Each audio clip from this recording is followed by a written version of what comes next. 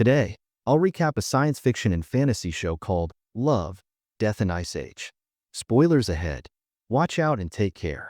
A couple moves into their new apartment as Rob, the husband, brings a few boxes up into the place. His wife, Gail, tells him about an old, out-of-control refrigerator in the corner that the landlord left behind. Rob finds it fascinating, noting how the motor is above rather than below, unlike modern refrigerators. Since hot air rises, he remarks that it doesn't make sense to put the motor underneath, allowing the hot air it produces to rise into the refrigerator. However, Gail barely pays attention and simply agrees with what Rob says. She then brings out a bottle of wine and asks if he wants to drink.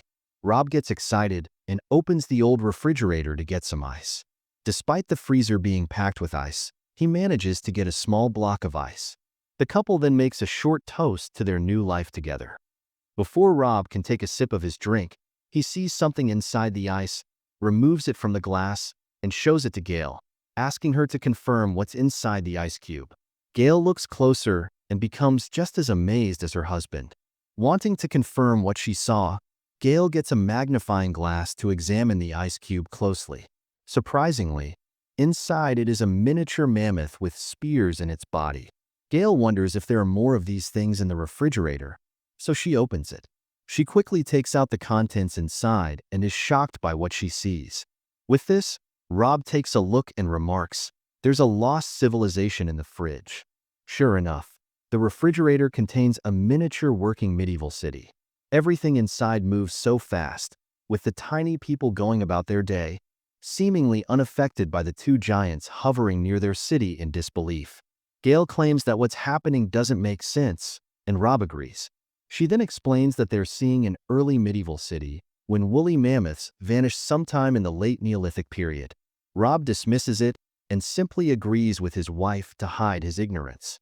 Later on, Rob buries the frozen mammoth in a pot of soil. Rob seems sad about it, so Gail lightens the mood and says it'll probably make for good compost. Curiosity takes over, and the two check the refrigerator again. Amazingly, everything has changed drastically. What used to be a medieval city is now a modernized place. During the Industrial Revolution, factories and railways are built, covering the refrigerator sky with smoke. The couple knows they've only been away for 10 minutes, yet decades have already gone by for the miniature people. With this, Rob guesses that time moves differently inside the refrigerator as they witness the Industrial Revolution at incredible speed. Rob is disheartened that they missed the Renaissance period. He sees two miniature men sitting by a building under construction and wonders if the people see them as gods. However, the men are actually ridiculing them, seeing them as odd appearances in the sky that are staring at the city. One man even comments that he's tired of seeing the broccoli that is stuck in hurricanes' teeth. Seconds later, modernized structures are raised. Rob sees things zooming around and Gail identifies them as planes. As more skyscrapers are constructed, Gail believes that the miniature people have reached the present day. Rob confirms this when he sees a Starbucks store. Suddenly, he sees something strange. Out of nowhere, a rocket falls into the middle of the city and explodes. The blast blinds Rob, causing him to step back and fall onto the floor. Gail helps him up and tells him to calm down. But Rob panics, shouting that tactical nukes are detonating in their refrigerator. However, Rob's face is as red as a tomato and Gail can barely keep a straight face as the refrigerator explodes with massive nuclear bombs. Gail hands a shiny toaster to her husband, letting him see how the heat from the blast made his face glow red. Rob groans, but then he sees the situation in the refrigerator has only gotten worse. The couple stares at it as they hear screams, gunshots, and explosions. With this, Gail closes the refrigerator and says that people couldn't possibly outgrow war in such a short time. Hearing this, Rob asks what they should do, and Gail replies that they should order pizza. Later that evening, the couple has pizza for dinner, while they hope the situation will subside. An hour has passed, and Rob suggests that they should check the refrigerator. He hopes that the miniature people had a chance to rebuild their city, but Gail gently tells him that they need to embrace the possibility that they didn't make it. Nevertheless, Rob goes to the refrigerator and opens it anyway. Surprisingly, the refrigerator glows with radiant cities and flying cars. Gale claims that it looks like the Emerald City, but with less emerald and more modern gadgets. Seeing this makes Rob elated, marveling at how beautiful everything is. Suddenly, a building emerges right in front of them, and Rob jokes that it looks like an adult toy. All of a sudden, everything rises and a huge pyramid appears in the center of the modern city. It glows brightly and draws power from the bridges connected to it.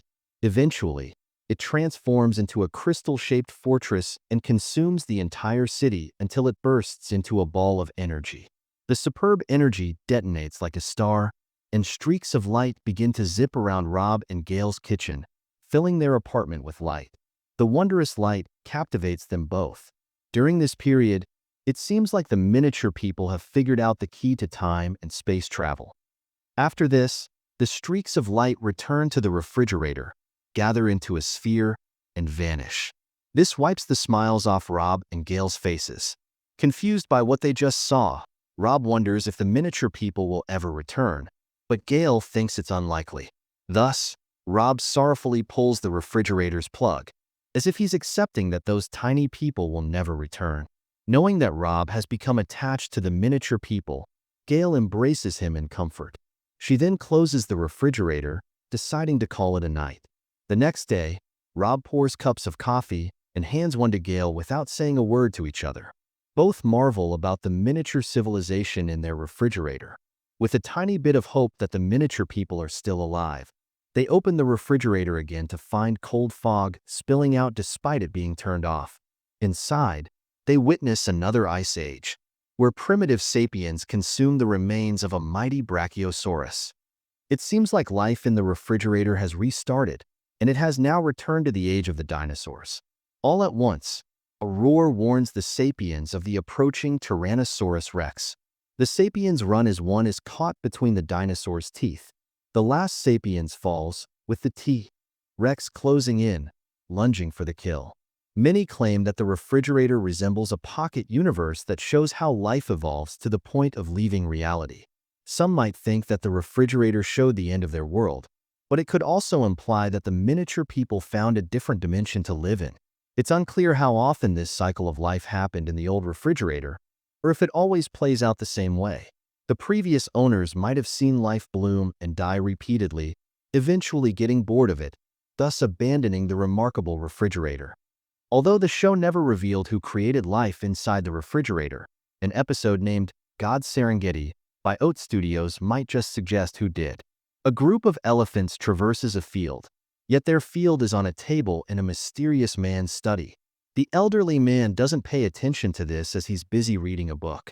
His steward, Jeffrey, asks how the book is, and the man remarks that it's too technical, adding that he prefers chaos. Instead, he enjoys a recipe for a black hole. From the book, he directs his focus to the little creatures in his pocket world and laughs at a miniature man who's rubbing two sticks together. Abruptly, the Homo sapien discovers how to make fire, and the elderly person is maddened. He complains that he didn't say those people could do something like this since he is supposed to give fire. Jeffrey notes that the current time period is over 200,000 years before they are supposed to give them fire. Thus, the elderly person orders Jeffrey to put the fire out. So the butler blows onto the table, creating a wind that snuffs out the flames.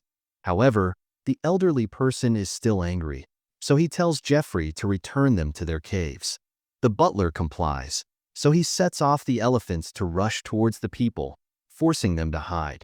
After it's done, the elderly person is still irritated. He plans to shrink the brains of the small creatures to prevent them from making their own decisions. Not long after, the Homo sapiens leave the cave again to perform a rain dance. Jeffrey reminds him that they haven't turned off the drought, so the elderly person orders him to sprinkle some water on the tiny things. Jeffrey happily obliges and sprinkles water over the table, making it rain on the field. He comments that their God is merciful as the Homo sapiens cheer. The elderly person scoffs at seeing their excitement, so he orders his handy-dandy butler to sprinkle more water. As Jeffrey does so, new plants begin to sprout from the little field. Finally, he's had enough of his fun, and the elderly person tells Jeffrey to release the plague. The butler hesitates, but the elderly person is adamant about ending this little game. With no choice, Jeffrey opens an antique box and takes an ornate bottle from it. With furrowed brows, Jeffrey sprinkles over the Homo sapiens, and one by one, the people collapse as they take their last breaths. The elderly person simply watches this from over his book before continuing with his reading. This anecdote about creation portrays God as both forgiving and unforgiving. While he gives water to the parched creatures on his table, he also takes their lives in a snap. When he's tired of watching them, both Love, Death and Robots, Ice Age, and God Serengeti present their own versions of godlike creatures. Rob and Gail watch life evolve and die without intervention, but with compassion toward the civilizations they witness. Conversely, the other presents a more involved God who is indifferent to the lives on his table, treating them as entertainment that he can simply switch off. Subscribe for more videos like this. Turn on notifications and leave a like to help the channel out. Thank you for watching.